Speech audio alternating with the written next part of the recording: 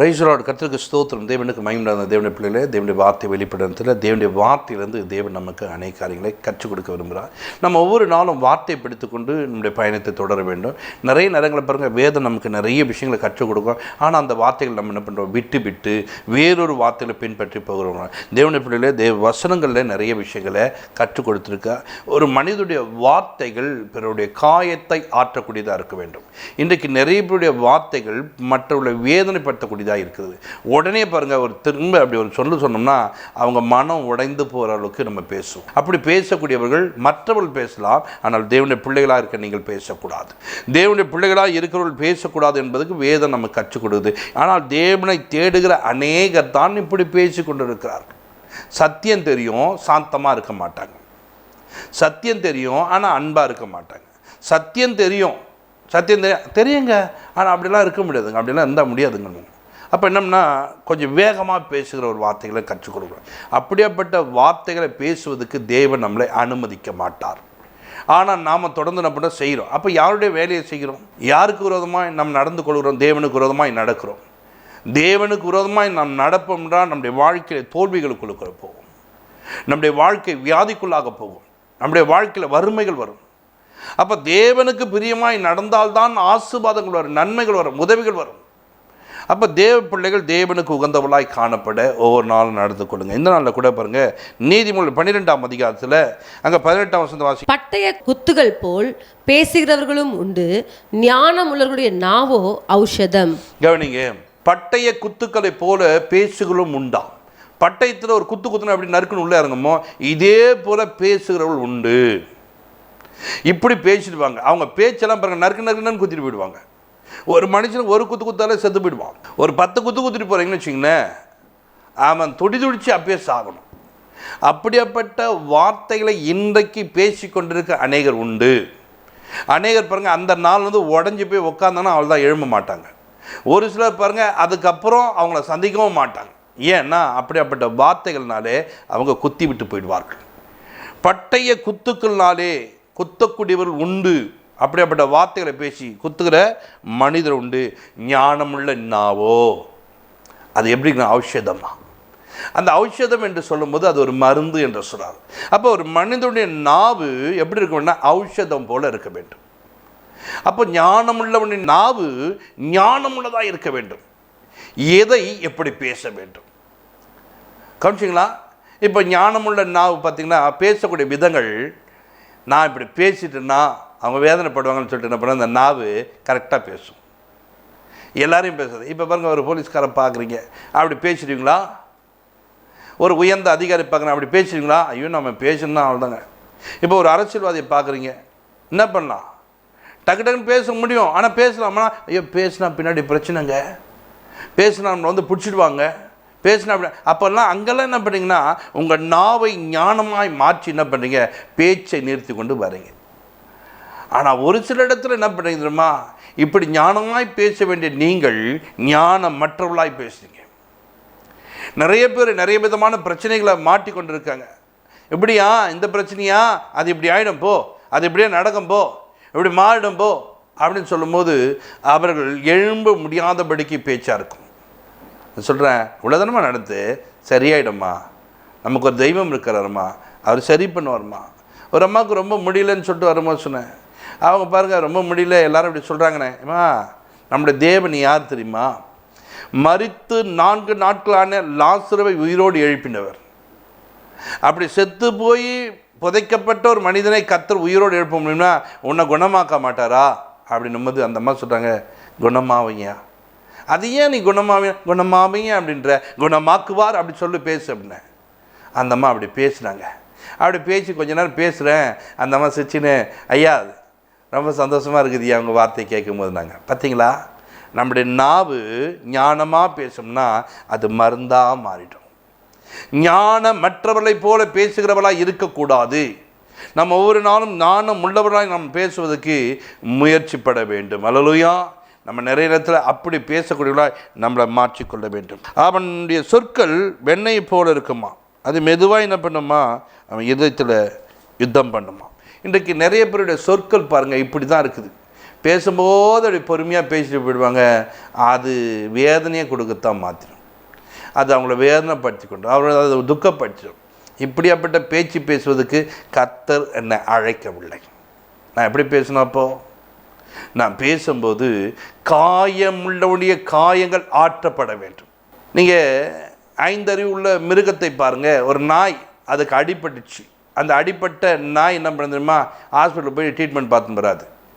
தன்னுடைய நாக்கை வச்சு என்ன பண்ணுமா? நக்கியே என்ன பண்ணும்? அதை ஆற்றிடும். அதுக்கு தெரியும் என் நாக்கு என்ன பண்ணி தெரியுமா? என் காயத்தை ஆற்றக்கூடியது என்று இருந்திருக்கும். மிருக ஜீவனுக்கு நிறைய பார்த்தீங்கன்னா இவைகளெல்லாம் நாக்காலே என்ன பண்ண புண்ணை நக்கி நல்லாக்கிடும். அதுக்கு தெரியும் என் நாக்கு காயத்தை ஆற்றக்கூடியது. ஆனால் மனுஷனுக்கு என்ன தெரியல தெரியுமா? இப்படி நான் பேசுவேன் என்று சொன்னால் அவர்கள் காயப்படுவார்களே, அவர்கள் குத்தப்படுவார்களே, அவர்கள் உடைந்து போவார்களே என்று எண்ணாமல் ஞானமற்றவர்கள் போல பேசு. அப்படி பேசக்கூடாது. ஞானமுள்ள ஞாவு அது எப்படி ஔஷதம் என்று வேதம் சொல்லுது. அப்படி நாம் ஒவ்வொரு நாளும் ஞானமாய் பேச கற்றுக்கொள்ள வேண்டும்.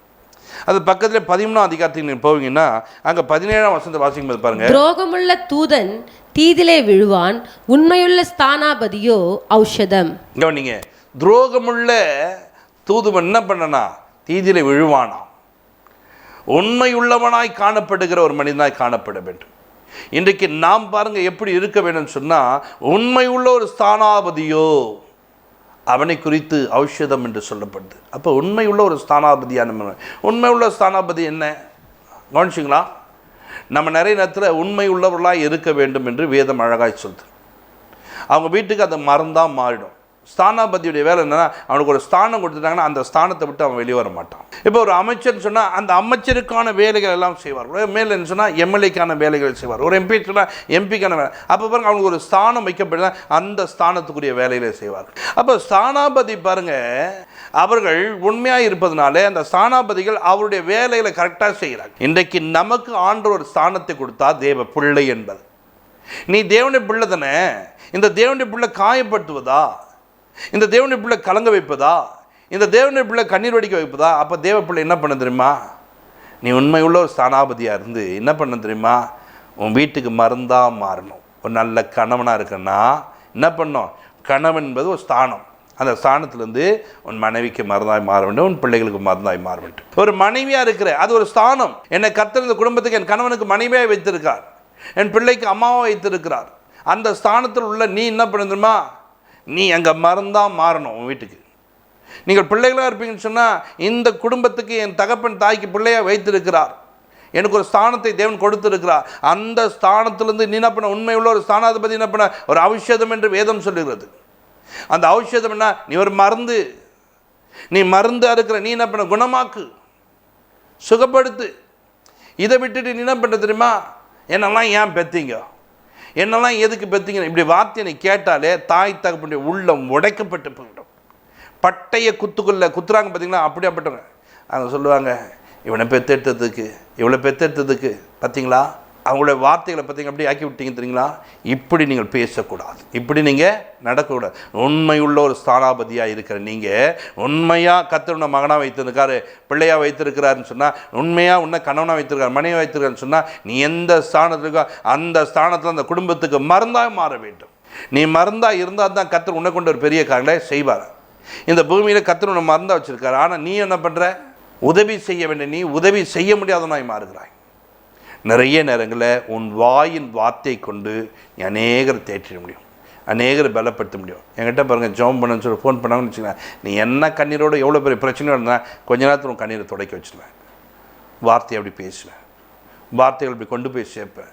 அந்த வார்த்தைகளை கேட்கும் போதே அவருடைய வாழ்க்கையில் ஒரு மாற்றத்தை கொடுக்கும்படி வச்சுருவேன். இன்றைக்கி நீ ஒரு ஔஷதமாய் மாறு. உன்னை கர்த்தர் ஒரு ஔஷதமாக வச்சுருக்க. ஔஷதம் மருந்தாக மாறு. உன்னை மருந்தாக கர்த்தர் வச்சிருக்கிறாரு. அப்படி மாறுவதுக்கு ஒவ்வொரு நாளும் பிரயாசப்படு. ஆனால் நாம் என்ன பண்ண? மருந்தாக இருக்க மாட்டோம். பட்டையை குத்துக்கல்ல குத்துறான் பார்த்தீங்களா? கத்தி மாதிரி நறுக்கு நறுக்கு நறுக்கு நறுக்குன்னு குத்தி விட்டு வரணும்னு பார்ப்போம். அப்படி கர்த்தர் வைக்கலைங்க. உண்மையுள்ள ஒரு நாவு, கொஞ்சம் ஞானமுள்ள ஒரு நாவு, அது என்ன பண்ண ஔஷதம் என்று சொல்கிறார். என் நாவை இன்னைக்கு எப்படி மாற்றணும்? ஒரு ஔஷதமாய் மாற்றுங்க.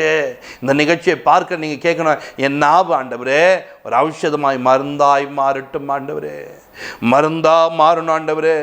மருந்தா மாற வேண்டிய நான் எத்தனையோ நாள் என்ன பண்ணுறேன்? அநேகரை காயப்பட்டிருக்கிறேன். அந்த காயத்தினால தான் நான் இப்படி உட்காந்து நிற்கிறேன்.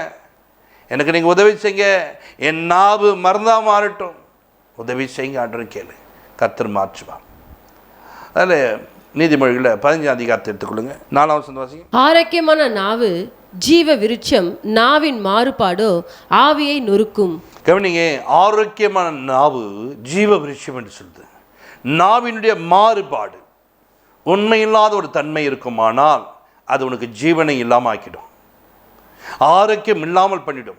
இன்றைக்கு ஆரோக்கியமான நாவாக இருக்க வேண்டிய உன் நாவு நீ மாற்றி மாற்றி மாற்றி பேசினதுனால, நீ மாற்றி மாற்றி மாற்றி மாறுபாடாக நடந்ததுனால இன்னைக்கு உன்னுடைய வாய் என்ன பண்ணுது? உன்னை இன்னைக்கு பலவீனமாக மாற்றிச்சு. நீ பலவீனப்பட்டவனாய் காணப்படுகிறாய். உன் வாழ்க்கையில் பலவீனம் வருவதற்கான காரணம் என்ன தெரியுமா? யாரும் உன்னை வியாதியில் படுத்த மாட்டாங்க, நீயே வியாதிக்குள்ளே விழுந்துடுவேன். ஏன்னா உன் நாவில் என்ன பண்ணுது? ஆரோக்கியம் இல்லாமல் போகுது. ஆரோக்கியம் உள்ள நாவு என்ன சொல்ல தெரியுமா? பலவீனம் தான். என்ன பண்ணணும் நீ? பலவீனனும் தன்னை பலவான் என்று சொல்வான். என்ன பண்ண நீ? ஔஷதமான நாக்கு, உன் நாக்கு நம்ம மருந்து. இப்போ நீ என்ன பண்ணணும்? திரும்ப திரும்ப கர்த்தர் என்ன சுகமாக வைத்திருக்கிற, இது பலவீனம்லாம் ஒரு பலவீனமாங்க, கர்த்தர் என்ன பலப்படுத்துகிற தேவன் கூட இருக்கிறாங்க. நீ அப்படி சொல்ல மாட்டேன். என்ன சொல்லுவ? ஒரு சின்ன வலி, அதை 10 நிமிஷம் தாண்டி சொல்லி சொல்லி சொல்லி சொல்லி சொல்லி சொல்லி உன் மைண்டுக்கு நல்லா ஏற்றி விட்டுருவேன். உன் மைண்டில் நல்லா தெரியும் நீ ஒரு பலவீனன், நீ ஒரு வியாதி உள்ளவள். பாருங்கள், கால் வலிக்குது, கால் வலிக்குது, கால் வலிக்குது, கால் வலிக்குது, திரும்ப திரும்ப திரும்ப திரும்ப திரும்ப சொல்லி அது சொல்கிறீங்க.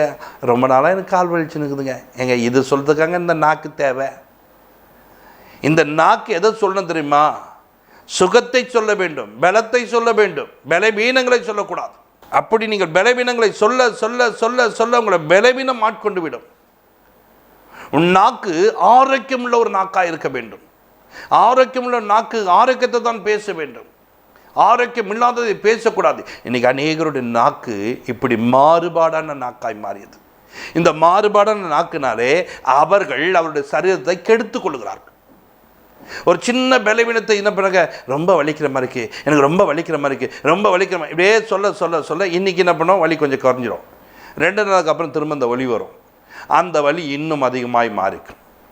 என்னன்னு தெரியல, அன்றைக்கி லைட்டாக வலிச்சு, இன்றைக்கி ரொம்ப வலிக்குது, ரொம்ப வலிக்குது. அன்றைக்கும் ரொம்ப வலின்னு தான் சொன்னேன், இப்போவும் ரொம்ப வலின்னு தான் சொல்கிறேன். இந்த வலியும் குணமாகும். அடுத்த நாள் சொல்லுவேன், ரொம்ப வலிக்குது, ஒரு 2 நாளைக்கு முன்னாடி வலிச்சது போல் இல்லைங்க, இப்போ ரொம்ப வலிக்குது, பார்த்தியா உனக்கே நல்லா தெரியுது அன்றைக்கி கம்மியாக வலிச்சுக்குதுன்ட்டு. நீ சொன்னதுனால தான் அதிகமாகினே இருக்குது வலி. நீ என்ன பண்ண தெரியுமா? இப்படிப்பட்ட வலிகளை குணமாக்குற இயேசு என் கூட இருக்கிறாரு, அவருடைய தழும்புகளாலே நான் இப்போது குணமாவேன் என்று வார்த்தைகளை பேச வேண்டும், வசனங்களை உச்சரிக்க வேண்டும். மாறுபாடான நாவாக இருக்கக்கூடாது. நீ மாறுபாடான நாவாக இருந்தால் உனக்கு ஐயோ, உன் வாழ்க்கையில் பிரச்சனை வரும், உன்னை சார்ந்தவங்க பிரச்சனை உள்ளாக காணப்படுவாங்க. ஏன் அப்படி பேசுகிறீங்க? உங்கள் சரீரத்தை நீங்கள் ஏன் கெடுத்துக்கிறீங்க? உங்கள் சரீரத்தில் ஏன் நீங்கள் பலவீனத்தை கொண்டு வரீங்க? ஆல்ரெடி ஏதோ ஒரு விதத்தில் பலவீனம் வந்ததுங்க. அந்த பலவீனத்தை நீ என்ன பண்ணும்? என் பலவீனங்களை எல்லாம் சுமந்து தீர்த்த இயேசு என் கூட இருப்பதனால நான் பலவீனம் கிடையாதுங்க, அவர் என்ன பலமாக வைத்திருக்கார். இப்படி சொல்லுங்கள். உங்கள் நாக்கு அப்படி பேசிட்டோங்க, உங்கள் வாய் அப்படி பேசிட்டோம். இப்படி பேசும்போது உங்கள் வாழ்க்கையில் இந்த ஔஷதமான மருந்து உங்கள் சரீரத்துக்குள்ளே கிரியை செய்யும். நீங்கள் சுகமாவீர்கள், உங்கள் பிள்ளைகள் சுகமாவார்கள், உங்கள் கணவனோ மனைவியோ பிள்ளைகளோ எல்லாம் சுகமாக முடியும். காரணம் என்ன தெரியுமா? நீ பேசுகிற வார்த்தை. அப்படி பேசுங்க, நல் வார்த்தைகளை பேசுங்க. கர்த்தர் உங்களோடு கூட இந்த பெரிய காரியம் செய்வார். ஜெபிப்போம். பரலோக பிதாவே, இப்பொழுதும் ஆண்டவரே இந்த நிகழ்ச்சியை பார்க்கிற ஒவ்வொருடைய வாழ்க்கையிலும் ஆண்டவரே ஔஷதமான நாவாய் மாறட்டும் ஆண்டவரே, நல்ல ஒரு மருந்தாய் மாறட்டும், நல் மருந்தாய் காணப்படட்டும். இவர்களுடைய நாவு இப்படியாப்பட்ட நல் வார்த்தைகளை பேசட்டும் ஆண்டவரே. அப்படி பேசுவதற்கு வேண்டிய கிருபைகளை தேவன் தந்தருளுங்கப்பா. இவ்வளோ அநேக நேரங்களில் அநேக விஷயங்களில் அப்பா மற்றவள் பேசுவது போல பேசி பேசி பேசி மாறுபாடான நாவாய் வைத்துக் கொள்கிறார்களப்பா. உண்மை இல்லாத ஒரு நாவாய் காணப்படுது ஆண்டவரே. ஔஷதமாய் மாற வேண்டியவர்கள் ஔஷதம் இல்லாதவர்களாய் மருந்தாய் மாற வேண்டியவர்கள் இல்லாதபடிக்கு அப்பா விஷமாய் மாறக்கூடிய பேச்சுகளை பேசுகிறாங்க. இப்படியாப்பட்ட பேச்சுகளை இனி ஒரு நாளும் பேசாதபடிக்கு தங்களை பரிசுத்தம் பண்ணிக்கொள்ள, தங்களை தேவனுக்கு உகந்தவராய் மாற்றிக்கொள்ள வேண்டிய கிருபையும் பலனையும் தேவன் தந்து இவளை ஆசீர்வதிங்க. இயேசு கிறிஸ்துவின் ஜெபங்கள் இருக்கும் நல்ல பிதாவே, ஆமென்.